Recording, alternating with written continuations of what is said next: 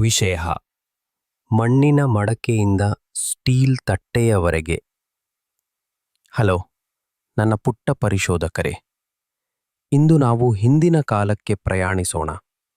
ಬಹಳ ಹಿಂದಿನ ಕಾಲದಲ್ಲಿ ಜನರು ತಮ್ಮ ಅಡುಗೆ ಮನೆಯಲ್ಲಿ ಏನು ಬಳಸುತ್ತಿದ್ದರು ಎಂದು ನೋಡೋಣ.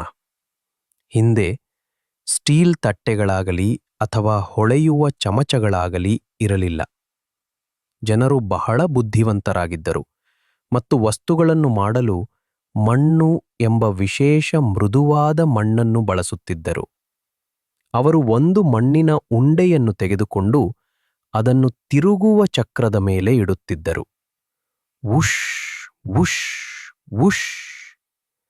ಚಕ್ರವು ತಿರುಗುತ್ತಿದ್ದಂತೆ ಅವರು ತಮ್ಮ ಕೈಗಳನ್ನು ಬಳಸಿ ಮಣ್ಣನ್ನು ಒಂದು ಸುಂದರವಾದ ದುಂಡಗಿನ ಮಡಕೆಯ ಆಕಾರಕ್ಕೆ ತರುತ್ತಿದ್ದರು.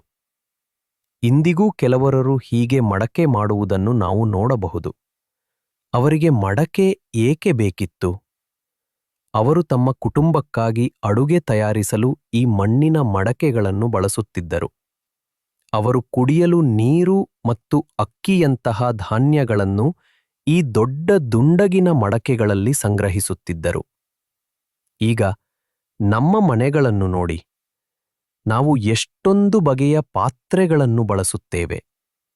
ನಾವು ಸ್ಟೀಲ್ ಅಥವಾ ಗಾಜಿನ ತಟ್ಟೆಗಳಲ್ಲಿ ಊಟ ಮಾಡುತ್ತೇವೆ ಮತ್ತು ಚಮಚಗಳನ್ನು ಬಳಸುತ್ತೇವೆ.